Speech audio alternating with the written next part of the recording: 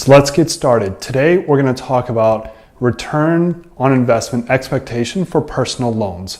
So I've already outlined some risk and reward trade-offs with personal loans, some important aspects of it in the first two videos, and we're going to talk about return on investment dollars and percent expectations going forward when you make a personal loan as an investment.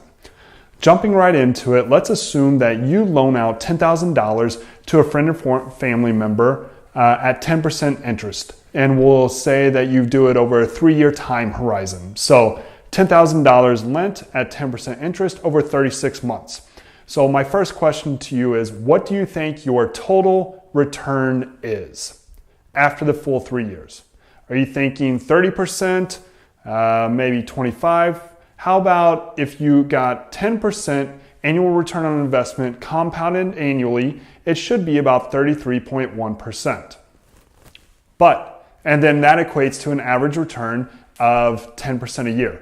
But is that what you're going to actually realize if you make this personal loan, given the scenario that we've laid out here? So let's look at the first piece of return calculations that I put together for you all right here. So first you'll see on the left column here, I've got 3 years, then I've got an investment amount of $10,000. Return on investment dollars over the life of this investment is $1,616, which equates to a total return on investment percent of only 16.2% or an average annual ROI of 5.12%. So I know what you're thinking.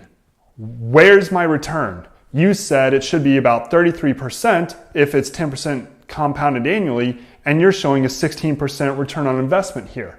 5.12% average annual return is much less than 10. I agree. So let's break it down year by year and see the average annual return by year and how we get to that total amount.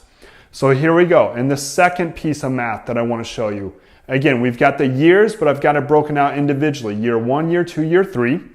You can see the total investment amount in year 1 and then the return on investment dollars by year. So look how it goes down. In year 1, you're going to get about $864 in total return on investment just in year 1. In year 3, though, that drops all the way down to about $202. So you can see the ROI on a percent basis for each year goes from 8.65 all the way down to 2.02.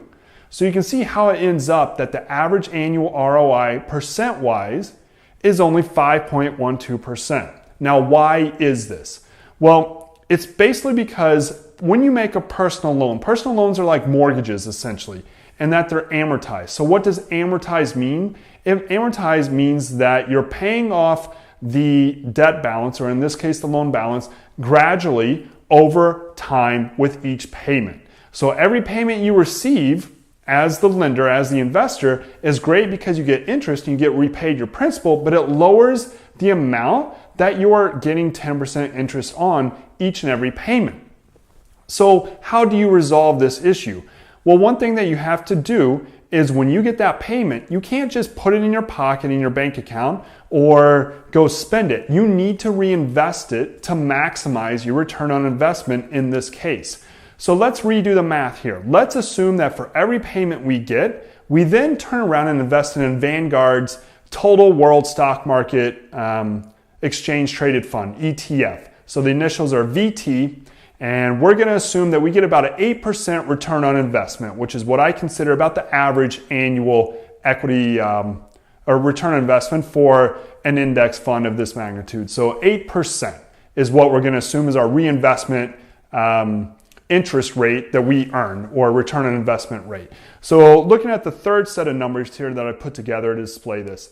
Again, we've got the years broken out, and what I've got here in the investment column is the starting amount of $10,000, and then the $10,359 that you see in year 2 is so it's the initial principal plus all the payments, return on investment dollars from both the payments received and the reinvestment return on investment dollars as well, tacked on. So that $11,359 is your total return on investment from the interest payments that you get from the loan, as well as the reinvestment income that you get by reinvesting those payments. So you can see if we go all the way down to the total line, your total amount was $10,000 that you invested. Your total ROI dollars ends up being $3,166 over the life of that investment. for a total return on investment percent of almost 32%. And then your average annual ROI is 9.6%. So you can see much, much better when you reinvest those payments into another investment.